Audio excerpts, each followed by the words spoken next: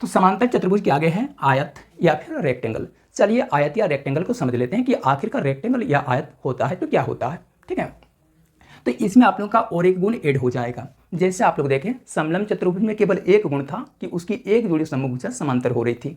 समांतर चतुर्भुज में देखिए उसमें और एक गुण ऐड हो गया। इसमें पहली जोड़ी समभुजा केवल समांतर हो रही थी, इसमें पहली जोड़ी के साथ साथ दूसरी जोड़ी समभुजा भी समांतर होने लगी। अब देखो आयत में और एक तीसरा गुण जुड़ जाएगा। वो क्या है कि उसमें पहली जोड़ी समभुजा तो समांतर होगी, दूसरी जोड़ी समभुजा तो समांतर होगी, साथ ही साथ में उसका कोई एक कोण समकोण होगा। आयत की परिभाषा दोगे कि वह समांतर चतुर्भुज। क्यों समांतर चतुर्भुज क्यों बोलेंगे? आयत को अगर हम लोग चाहेंगे तो समांतर चतुर्भुज के परिप्रेक्ष्य में भी परिभाषित कर सकते हैं। आयत में क्या देखोगे, दोनों जोड़ी समभुजा समांतर होने के साथ साथ उसका कोई एक कोण समकोण होने लगेगा, यानी उसमें और एक गुण बढ़ जाएगा।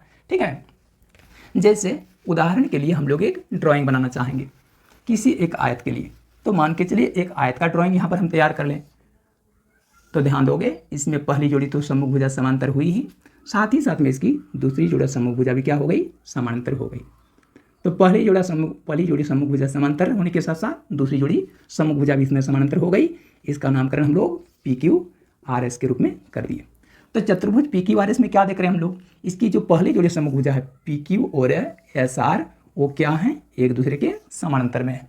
ठीक है, साथ ही साथ में PS समानांतर क्या है, PS समानांतर है QR, इसकी दूसरी जोड़ी समभुजा भी क्या है, समानांतर हो गई। तो जब इस चतुर्भुज की दोनों ही जोड़ी समभुजा समांतर हो जाएगी तो फिर चतुर्भुज तो समांतर चतुर्भुज हो जाएगा। अब कह रहा है कि यह समांतर चतुर्भुज है परंतु अभी आयत नहीं बना है।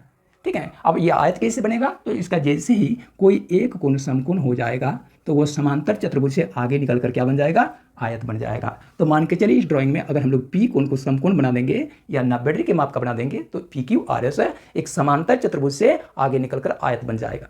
ठीक है, एक आयत में वो ये सभी विशेषताएं पाई जाएगी जो कि एक समांतर चतुर्भुज में होता है। इसके अलावा भी एक दो और विशेषताएं इसमें ज़्यादा पाई जाएगी। तो कह रहा कि एक आयत में समांतर चतुर्भुज की सभी विशेषताएं क्यों पाई जाएगी, क्योंकि एक आयत जो होता है उसकी दोनों ही जोड़ी समभुजा समांतर होती है।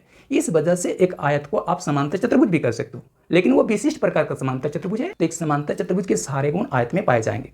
जैसे कौन कौन से गुण पाए जाएंगे, तो समांतर चतुर्भुज में पढ़े थे कि उसकी दोनों जोड़ी समभुजाएं क्या होती है, आपस में समान माप की होती है। ठीक है, तो इसमें भी क्या देखोगे, समभुजाएं बराबर माप की होती। तो एक आयत का दूसरा गुण क्या होगा, समांतर चतुर्भुज में जिस प्रकार से समकोण बराबर माप के होते हैं, ठीक उसी प्रकार से क्या देखोगे, एक आयत में भी सम्मुख कोण बराबर माप के होते हैं। जैसे इसमें P कोण अगर 90 डिग्री के माप के हैं तो निश्चित रूप से उसका जो सम्मुख कोण है R वो भी 90 डिग्री या 90 डिग्री के ही माप के होंगे। ठीक है, अब इसके तीसरे गुण की बात करेंगे तो एक समांतर चतुर्भुज का तीसरा गुण में क्या पढ़े थे कि समांतर चतुर्भुज के आसन कोण संपूरक होते हैं, यानी एक आयत के भी आसन कोण या अगल बगल के कोण जो होते हैं वो मिलकर 180 डिग्री का निर्माण करते हैं। तो जैसे इसमें P कोण अगर 90 डिग्री के माप का हो गया या 90 डिग्री के माप का हो गया तो P कोण के ठीक बगल में कौन सा कोण है, Q कोण। तो ये P कोण है कोण Q के साथ मिलकर 180 डिग्री का निर्माण करेगा। तो P कोण अगर 90 डिग्री के माप का है तो Q कोण भी 90 डिग्री के माप का होगा, ताकि ये दोनों का योगफल कितना हो सके, 180 डिग्री हो सके। आप देखोगे Q कोण अगर 90 डिग्री के माप का हो गया तो ठीक उसके सामने का कोण क्या होगा, वो भी 90 डिग्री के माप का हो जाएगा। अब चौथा गुण क्या होगा, तो समांतर चतुर्भुज का चौथा गुण में क्या जानते हो कि उनके विकर्ण एक दूसरे को समद्विभाजित करते हैं। आयत में जो विकर्ण होते हैं वो क्या होते हैं, एक दूसरे को समद्विभाजित करते हैं। यानी इसमें विकर्ण PR और विकर्ण QS, विकर्ण PR और विकर्ण QS है, एक दूसरे को जिस बिंदु पर काटेंगे, मान के चलिए वो बिंदु पर काट रहे हैं, तो उस स्थिति में PO बराबर RO और SO बराबर QO होगा। इस प्रकार से हम लोग क्या देखें कि एक आयत में समांतर चतुर्भुज के सारे गुण पाए जाते हैं। इसके अलावा आयत में और एक गुण की बढ़ोतरी होती है, और वह गुण क्या होता है कि एक आयत के दोनों ही विकर्ण जो होते हैं वो आपके बराबर माप के हो जाते हैं। ठीक है, तो इसमें विकर्ण कौन कौन से हैं, तो विकर्ण है PR और विकर्ण है SQ, है ना।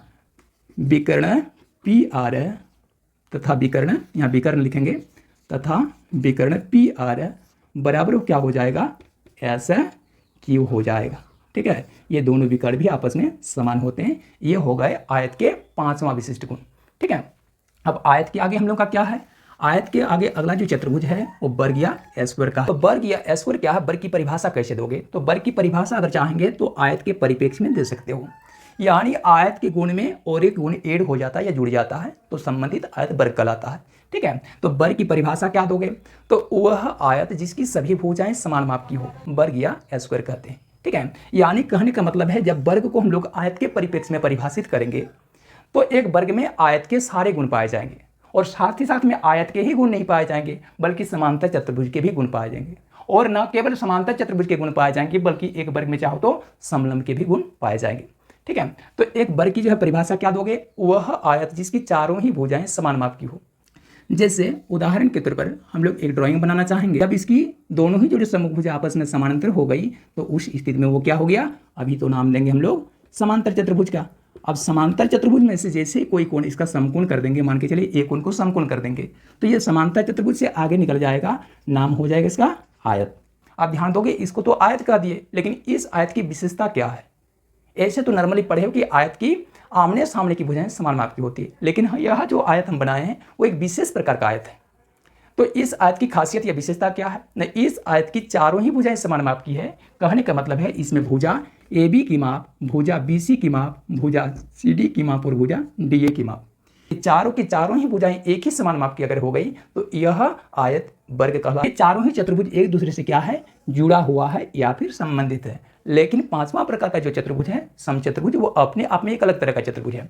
पतंग भी उसी तरह से अपने आप का एक अलग प्रकार का चतुर्भुज है। तो चलिए समचतुर्भुज की बात को आगे बढ़ाते हैं। अब हम लोग समचतुर्भुज की चर्चा करने वाले हैं जो कि चतुर्भुज के पांचवा विशिष्ट प्रकार है। तो वह चतुर्भुज जिसकी चारों भुजाएं समान माप की हो वो क्या कहलाती है, समचतुर्भुज कहलाती है। कि जैसे ये ड्राइंग में यदि हम लोग चतुर्भुज ABCD का निर्माण करें और यदि इस चतुर्भुज ABCD में अगर चतुर्भुज ABCD में AB भुजा की माप, BC भुजा की माप, CD भुजा की माप और DA भुजा की माप, ये चारों ही भुजाएं अगर समान माप की हो जाएगी तो यह चतुर्भुज एक समचतुर्भुज बन जाएगा। ठीक है, तो ये ड्राइंग में यदि AB भुजा अगर 3 सेंटीमीटर माप की हो गई, BC भुजा अगर 3 सेंटीमीटर माप की हो गई, CD भुजा भी अगर 3 सेंटीमीटर माप की हो गई और DA भुजा भी 3 सेंटीमीटर माप की हो गई, तो उस स्थिति में क्या जानेंगे कि इस चतुर्भुज की चारों ही भुजा समान है और इस वजह से वह एक समचतुर्भुज है। आप देखोगे एक समचतुर्भुज की विशेषता क्या है, तो ध्यान देंगे हम पहले ही आप लोगों को बता चुके हैं कि समचतुर्भुज का कोई भी संबंध जो होता है वो समलंब चतुर्भुज, समांतर चतुर्भुज, आयत या वर्ग से नहीं होता है। तो एक समचतुर्भुज का गुण क्या है कि समचतुर्भुज का केवल एक ही गुण है कि समचतुर्भुज के जो विकर्ण होते हैं वो एक दूसरे को लंब समद्विभाजित करते हैं।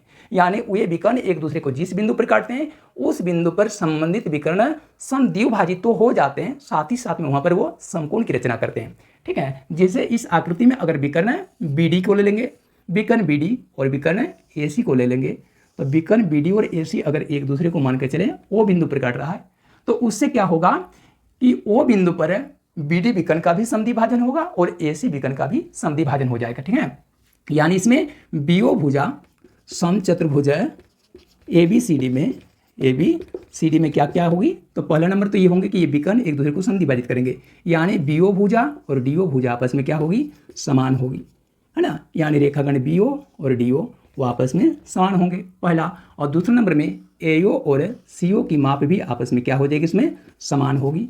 AO बराबर CO भी होगा। ठीक है, AO बराबर CO होगा, परंतु इसका अर्थ ये नहीं निकलता है कि इसमें AO बराबर BO बराबर CO बराबर DO चारों के चारों खंड एक ही समान होंगे, ये बात नहीं समझना चाहिए। ठीक है, क्यों, क्योंकि एक समचतुर्भुज के विकर्ण एक दूसरे को समद्विभाजित तो करते हैं परंतु उनके विकर्णों का समान होना जरूरी नहीं है, वे विकर्ण आपस में कम बेसी माप के भी हो सकते हैं। जैसे AC विकर्ण 6 सेंटीमीटर माप का और BD विकर्ण 5 सेंटीमीटर माप का भी हो सकता है। इसलिए हम नहीं कह सकते कि AO बराबर BO बराबर CO बराबर DO होगा। सो ठीक है, लेकिन हाँ इतना गारंटी दे सकते हैं कि AO बराबर CO और BO बराबर DO होगा।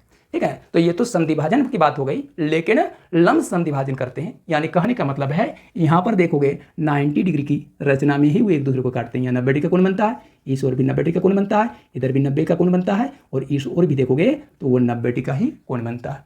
ठीक है, चतुर्भुज का सबसे लास्ट भाग में पतंग या काइट का अध्ययन करेंगे। तो पतंग या काइट क्या होता है, तो पतंग या काइट को आप परिभाषित करेंगे कि वह चतुर्भुज जिनकी कोई दो जोड़ी आसन भुजाएं समान माप की हो।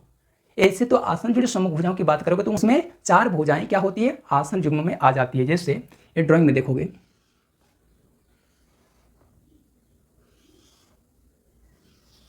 ये यदि एक चतुर्भुज है, चतुर्भुज का नामकरण हम लोग ABCD के रूप में कर देंगे। तो चतुर्भुज ABCD में क्या देख रहे हो, तो चतुर्भुज ABCD में अगर AB भुजा की माप और AD भुजा की माप अगर समान हो गई, तो AB भुजा की माप और AD भुजा की माप अगर मान के चलिए 3-3 सेंटीमीटर की हो गई, तो हम क्या बोलेंगे, इस समय पहली जोड़ी आसन भुजाएं हैं, अगल बगल की भुजाएं हैं जो आपस में क्या है, समान है।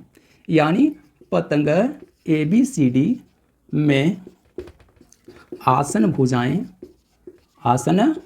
क्या रखेंगे, सभी आसन भुजाएं नहीं, एक जोड़ी आसन भुजा, दो जोड़ी आसन भुजाएं। तो AB भुजा की आसन भुजा के रूप में जब हम लोग AD को लेते हैं तो AB बराबर हो रहा है AD, ठीक है। आसन भुजा का एक जुग्म क्या हो गया, समान, ठीक है। और अब देखोगे साथ ही साथ में BC बराबर है DC, BC भुजा की माप और DC भुजा की माप भी क्या है, समान। BC समान है, BC समान है DC, BC और DC भुजाएं आपस में क्या है, समान। तो यहाँ पर पहली जोड़ी आसन भुजा देख लीजिए वो समान माप की हो गई, और ये दूसरी जोड़ी आसन भुजा भी मान के चलिए 4-4 सेंटीमीटर माप की हो गई, तो ये भी आपस में हो गई समान। परंतु इसमें आसन भुजा के रूप में अगर कोई AB भुजा और BC भुजा को उठा लें तो क्या AB भुजा और BC भुजा वो ये तो आसन भुजाओं के ही युग्म है, लेकिन क्या वे परस्पर बराबर हैं क्या, तो AB भुजा की माप देखिए 3 और BC की माप 4 सेंटीमीटर है। परंतु AB भुजा वो बराबर नहीं है BC भुजा की, क्योंकि AB भुजा 3 सेंटीमीटर तो BC भुजा 4 सेंटीमीटर माप की है। यद्यपि ये दोनों आसन भुजाओं के ही युग्म है, परंतु इनके माप आपस में समान नहीं है। तथा फिर दूसरी आकृति में देखिए AD भुजा और DC भुजा, AD भुजा और DC भुजा इनकी माप में भी समानता नहीं, विषमता है। तो AD भुजा यहाँ 3 सेंटीमीटर और DC भुजा 4 सेंटीमीटर की है, तो इसलिए AD not equal to DC है। AD भुजा और DC भुजा आपस में समान नहीं है। थोड़ी इसमें क्या देखें, चतुर्भुज ABCD में कि दो जोड़ी आसन भुजाएं समान माप की हो गई, इस वजह से हम इसको क्या कहेंगे कि पतंग कहेंगे। इसकी सभी आसन भुजाएं समान माप की नहीं है, लेकिन दो जोड़ी आसन भुजाएं समान माप की हो गई, इसके चलते ये पतंग हो गए, काइट हो गए।